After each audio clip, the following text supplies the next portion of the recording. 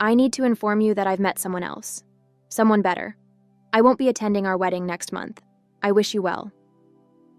That was the entire email from Ethan, sent at 6:47 a.m. on a Tuesday morning, exactly 32 days before our wedding. I stared at my phone screen, my coffee growing cold beside my laptop, as my world tilted sideways. 3 years together, 8 months of engagement, and hundreds of "I love yous," all dismissed in 4 sentences. My name is Alyssa Reynolds, and I'm a 30-year-old interior designer in Boston. Until that morning, I thought I was living the dream. Successful career, beautiful downtown apartment, and engaged to a man I believed was my soulmate. Ethan and I met at a charity gala where his investment firm was a major donor. He swept me off my feet with his charm, intelligence, and what I thought was genuine kindness. Looking back, I should have seen the signs much earlier. The expensive gifts he couldn't quite afford. The late-night work meetings that left his collar smelling of unfamiliar perfume. The way he'd get defensive whenever I asked about our joint account's unusual charges. But love has a way of making you ignore the red flags, doesn't it? Even when they're waving right in front of your face. "Have you seen this?" I texted my best friend Rachel, forwarding Ethan's email. Her response was immediate. "I'm coming over. Don't do anything yet." Rachel found me still sitting at my kitchen island, now surrounded by wedding invitation samples that had arrived that morning. The irony wasn't lost on me. "Join us in celebrating our love," printed in elegant gold foil on cream paper, while my phone displayed the death certificate of our relationship. What kind of coward breaks up over email? Rachel's voice shook with anger. "After everything you've done for him?" She was right about that part. I'd supported Ethan through his temporary financial difficulties, helped him network for better clients, and even agreed to postpone buying our own place so he could invest more in his business ventures. But here's what Ethan didn't know. I wasn't as naive as he thought. For the past 3 months, I'd been quietly documenting his suspicious behavior. The engagement ring he'd given me, supposedly a family heirloom. I'd already discovered it was a recent purchase from a luxury resale shop, and I'd sold it 2 weeks ago when I found lipstick on his dress shirt that he couldn't explain. The money from that ring was sitting in a separate account, waiting. For what, I hadn't been sure, until now. The numbness was wearing off, replaced by something sharper, more focused. Ethan thought he could simply email his way out of our life together. He was about to learn a valuable lesson about underestimating the wrong woman. The weeks leading up to Ethan's email had been filled with signs I couldn't ignore anymore. Like how he'd started taking calls in the hallway, his voice dropping to a whisper. Or the way his stories didn't quite add up. Business dinners at restaurants that were closed those nights. Conferences that weren't showing up on his company's calendar. Each suspicious moment felt like a small stone in my shoe, irritating but not quite painful enough to stop walking. I'd met Ethan's parents several times, both of them beaming with pride over their only son. His mother, Susan, had taken me shopping for wedding dresses, tearing up as I tried on a lace gown that cost more than my first car. His father, James, had pulled me aside at our engagement party, telling me how happy he was that Ethan had finally found the one. Now I wondered if they knew about their son's double life, or if they were as fooled as I had been. Looking back, the changes began around March. Ethan started working later, claiming his firm was handling a big merger. But one night, I'd bumped into his colleague Mike at the grocery store. "Merger? We haven't had any major deals since January," he'd said, confusion clear on his face. When I mentioned this to Ethan, he'd accused me of spying on him, turning it around so somehow I was the one breaking trust. That night, I couldn't sleep. While Ethan snored beside me, I opened his laptop, something I'd never done before. His password was still my birthday, which should have been touching but now felt like laziness. What I found made my stomach churn. Emails to real estate agents about viewing properties in Chicago, searches for jobs in the Midwest, and most telling, dozens of messages to someone named Claire. "I can't stand the guilt anymore," one email read. "I deserves better than this, but I can't help how I feel about you." The timestamp showed 3 a.m., sent on a night he'd told me he was working late at the office. That's when I decided to sell the ring. I remembered how proud he'd been giving it to me, spinning a story about his grandmother wearing it through 50 years of marriage. The truth came out when I had it appraised. It was barely 2 years old, purchased from an upscale consignment shop. The $15,000 I got for it felt like insurance, protection against whatever storm was coming. Rachel's voice pulled me back to the present.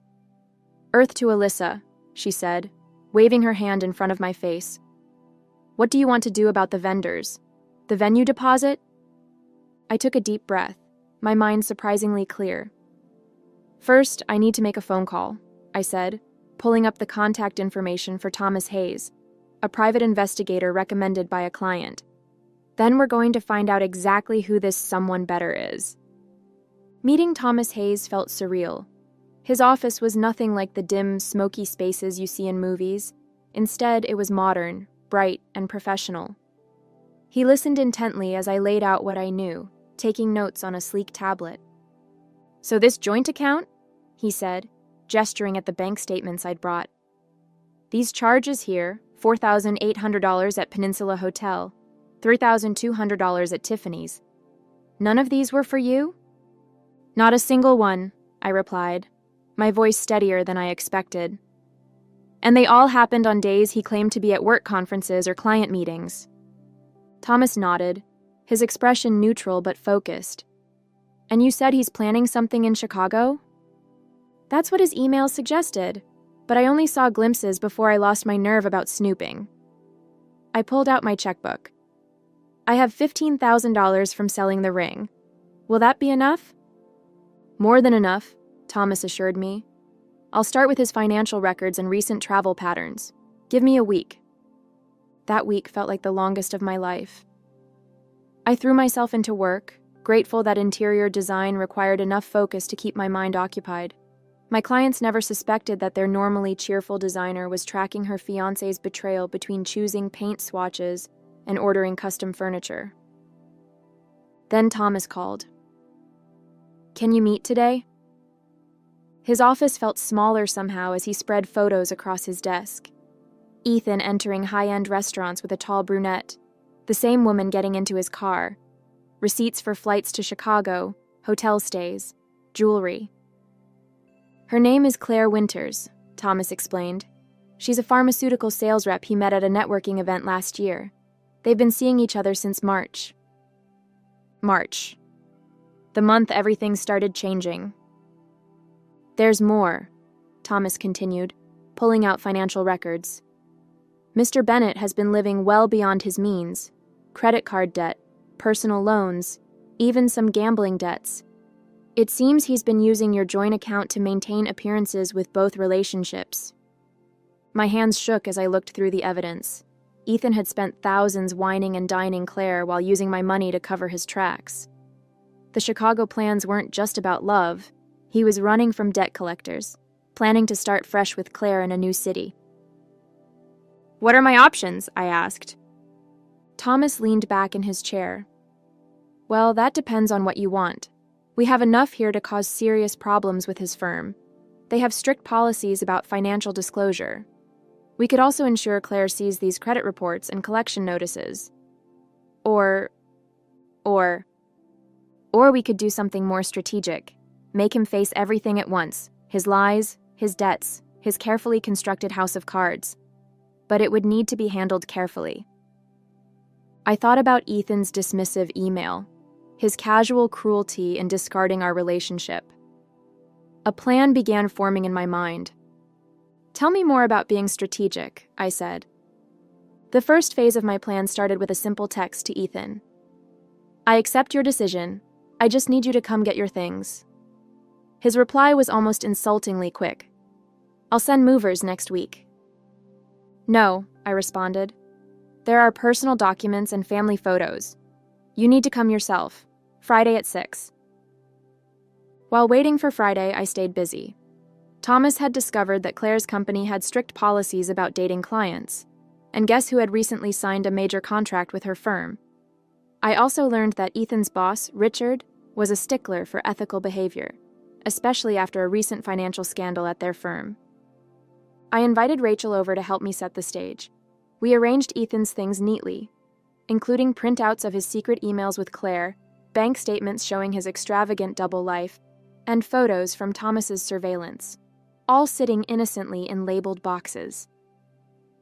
At 5:55 p.m. on Friday, the doorbell rang. I opened it to find not just Ethan, but Claire beside him.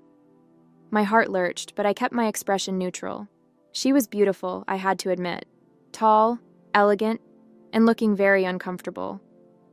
"So, I thought it would be better if we were honest about everything," Ethan said, his usual confidence wavering slightly at my lack of reaction. Claire wanted to... "Perfect," I cut him off. "You're both here. Come in." They followed me into the living room, where Richard, Ethan's boss, was already sitting on my couch. The color drained from Ethan's face. "Richard, what are you—" "I invited him," I said calmly.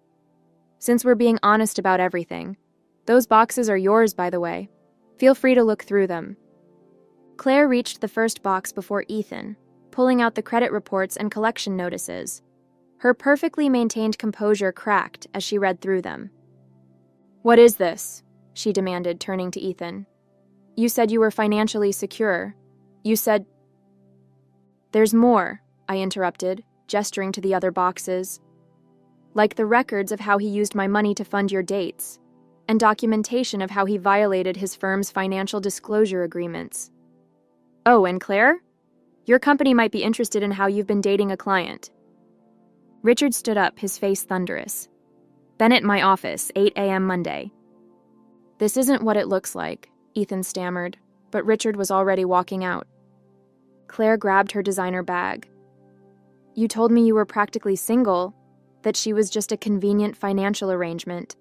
You said—" She stopped, tears streaming down her face, and rushed out. Ethan stood alone in my living room, surrounded by evidence of his deceptions. "Alyssa, please, I can explain everything." "No need," I said. "Your email was quite clear.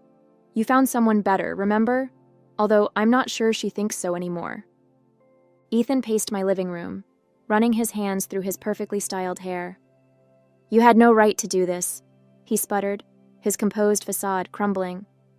"You went through my private information, hired someone to follow me? Just like you had no right to drain our joint account buying gifts for Claire?" I kept my voice steady. "Or use my credit card points for your romantic getaways." He grabbed one of the boxes, rifling through documents. "This could ruin me," he said, his voice rising. "Richard is going to fire me. Claire's company will blacklist me. How could you be so vindictive?" "Vindictive?" I laughed, but there was no humor in it. "You ended our 3-year relationship by email, Ethan. You were planning to abandon me with wedding debt while you started fresh in Chicago. And I'm vindictive?" His expression shifted, trying to find the charming smile that had once made me weak in the knees. "Look, I know I handled things badly, but we can fix this. I'll break it off with Claire. We can work something out with Richard. Just help me clean up this mess. The same way you helped me plan our wedding while apartment hunting with another woman." I pulled out my phone, showing him screenshots of his real estate searches. "Or the way you helped me pick out wedding invitations right after booking a romantic weekend with Claire?" "That's different," he protested weakly. "I was confused. I made mistakes." "No," I said firmly. "A mistake is forgetting an anniversary or saying the wrong thing in an argument. You orchestrated an entire double life. You lied to everyone, me, Claire, your firm, even your parents." The mention of his parents made him flinch. That's when I delivered the final blow. "They know, by the way.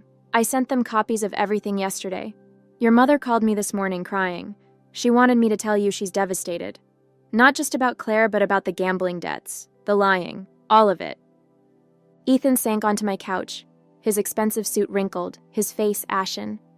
For the first time, I saw him clearly, not as the successful, confident man I'd fallen in love with, but as someone who'd built his entire life on deception. "What do you want?" he asked quietly. "Money? An apology? Name it." I walked to the door and opened it. "I want you to leave. Take your boxes. You'll need those documents for the meetings I'm sure are coming up." Your firm's HR department, Claire's company's legal team, the debt collectors, they'll all want to talk to you. Alyssa, please.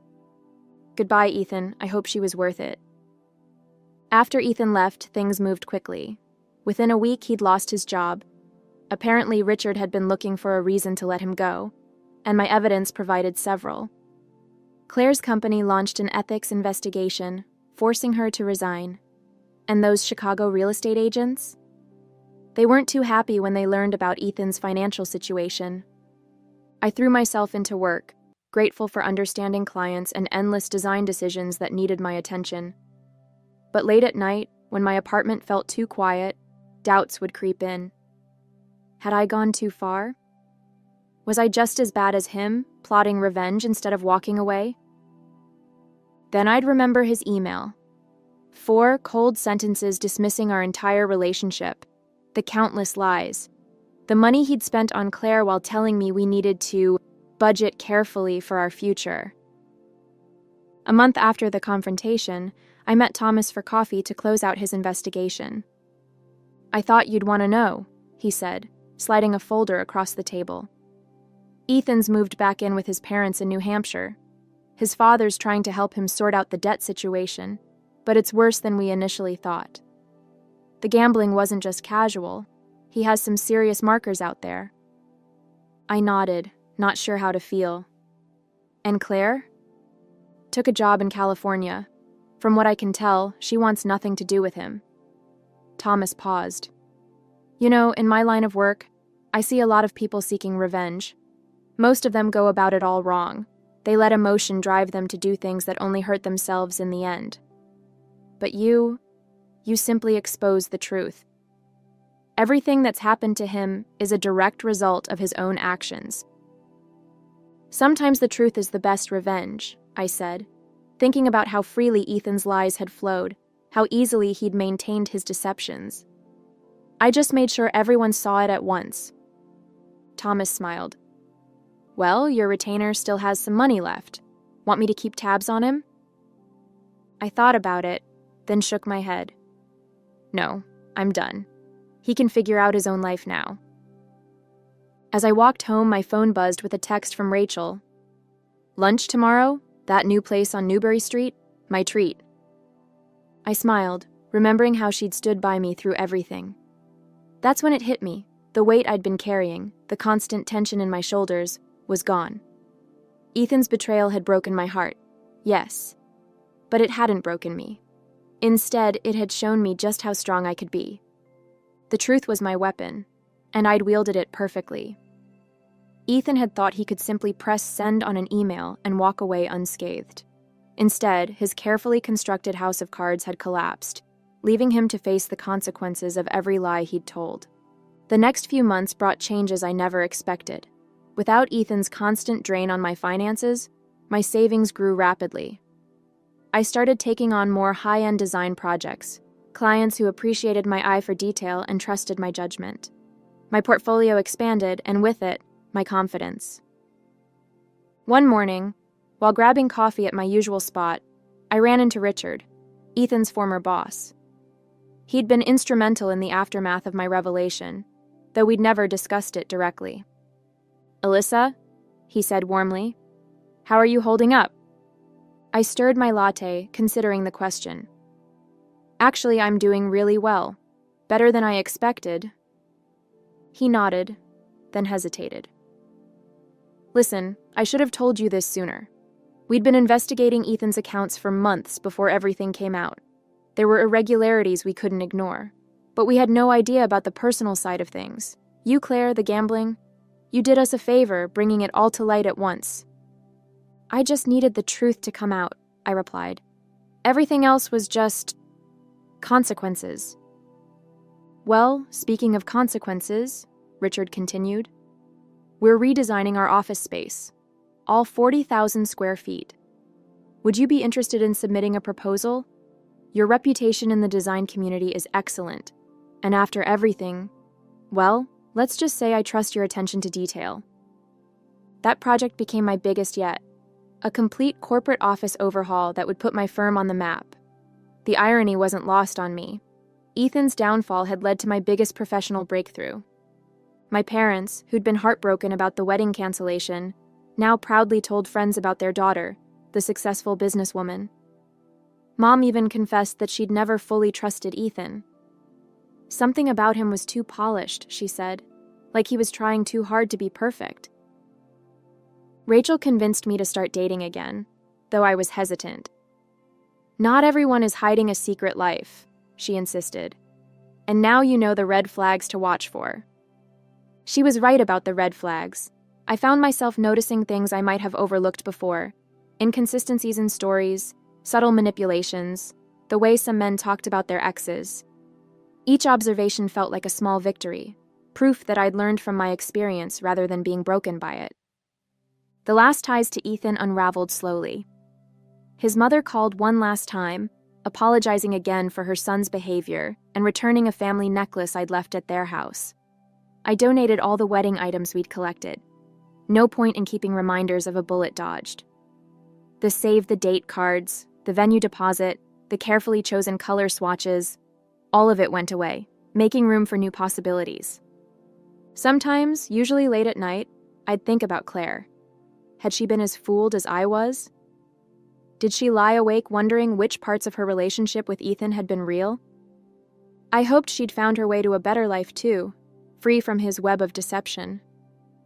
The engagement ring money, my inadvertent escape fund, turned out to be seed money for expanding my business. I hired 2 junior designers and moved into a proper office space. Every time I signed a new client contract or approved a design concept, I thought about Ethan's dismissive email. He'd thought he was ending my story, but really, he'd just freed me to write a better one. Almost a year after Ethan's email, I received an unexpected message from Claire. She was back in Boston briefly and wanted to meet. I agreed, more out of curiosity than anything else, and we arranged to meet at a quiet cafe away from the business district. She looked different from that day in my apartment, less polished but somehow more real. She'd cut her long hair into a practical bob and traded her designer clothes for simple business casual. We ordered coffee and sat in awkward silence until she finally spoke. "I've been wanting to thank you," she said, turning her cup slowly. "Not just for exposing Ethan, but for doing it the way you did. All at once, with everyone present. It was humiliating at the time, but it was like ripping off a bandage, painful but quick." I nodded, understanding exactly what she meant. "How are you doing now?" "Better, much better. The job in California was a fresh start. I'm dating someone new, an architect. He's real, no hidden life, no secret debts. Just an honest man who actually cares." She paused. "I heard through mutual friends that Ethan tried to contact you?" "He did," I confirmed, remembering the desperate voicemails and emails that had started arriving about 6 months after the confrontation. I never responded. "Me neither," Claire said, "though he tried hard enough. Sent flowers to my office in San Francisco, called my parents, even tried to reach me through LinkedIn." She shook her head. "It's like he still doesn't get it. He's not sorry for what he did, he's just sorry he got caught." We talked for almost 2 hours, filling in the gaps in each other's stories. Her version of Ethan had been completely different from mine. He'd played the role of a successful single businessman, telling her his long hours were due to building his own investment portfolio. He'd even hinted at marriage, all while planning a wedding with me. "You know what the strangest part is?" Claire said as we prepared to leave. "In all the time we dated, he never once let me see his place. Always had an excuse, renovations, bad timing, nosy roommate. Now I know why." I laughed despite myself. "He told me he was renovating his office for 6 months straight. I guess juggling lies gets complicated." Before we parted, Claire handed me an envelope. "These were in my things. I thought you might want to decide what to do with them." Inside were photos of Ethan and me from happier times. Parties, vacations, casual moments I hadn't known were photographed. I'd appeared in the background of pictures meant to capture his time with Claire. I dropped the envelope in the first trash can I passed. Those memories, like Ethan himself, no longer had any power over me. My life had moved in a different direction, one with more honesty, success, and genuine relationships than I'd had when I was planning a future with him. That evening, I had dinner with Rachel and told her about meeting Claire. "You both dodged a bullet," she said, raising her glass. "Here's to seeing through the lies and coming out stronger." I clinked my glass against hers, thinking about how far I'd come. "Here's to knowing your own worth," I added, "and never settling for less." Looking back now, I can hardly recognize the woman who received that cold email from Ethan. She was someone who thought love meant accepting lies, who measured her worth through someone else's eyes. The journey from that morning to where I am now wasn't easy, but it transformed me in ways I never expected. My design firm has flourished beyond my wildest dreams. The project for Richard's company led to other corporate clients, and I've had to hire 3 more designers to keep up with demand. Last month, a prestigious design magazine featured our work on their cover. A beautiful restoration project that perfectly captured my philosophy of blending elegance with authenticity. The money I got from selling Ethan's ring turned out to be the best investment I ever made. Not just financially, but emotionally. It taught me to trust my instincts, to act decisively when something feels wrong. That lesson has served me well in business and in life. Rachel jokes that I should thank Ethan for setting me free, but I don't give him that much credit. My success came from choosing myself, from refusing to let his betrayal define me. Instead of drowning in hurt and anger, I channeled those emotions into building something meaningful. Sometimes new clients ask about the ring-shaped tan line that's still faintly visible on my finger. I used to feel embarrassed, but now I tell them the truth.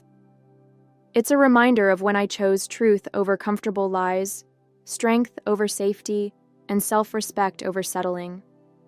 That fading mark represents not what I lost, but what I gained: my independence, my confidence, and most importantly, my belief in myself.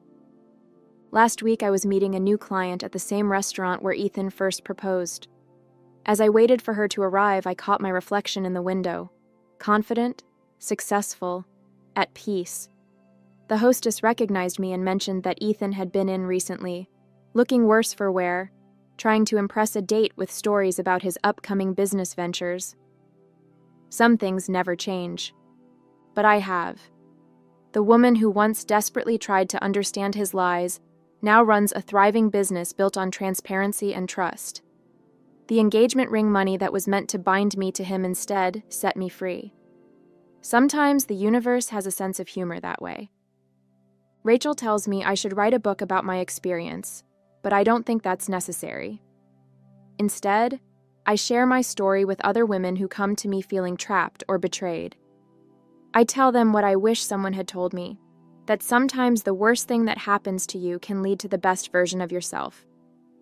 I still believe in love, but now I know it should never require you to compromise your integrity or ignore your instincts. Real love builds you up. It doesn't tear you down. It's based on truth, not carefully constructed lies. The tears and heartbreak of that Tuesday morning email feel like another lifetime now. In choosing to fight back with truth rather than sink to Ethan's level of deception, I found my own strength, and that, more than any revenge, has been the sweetest victory of all.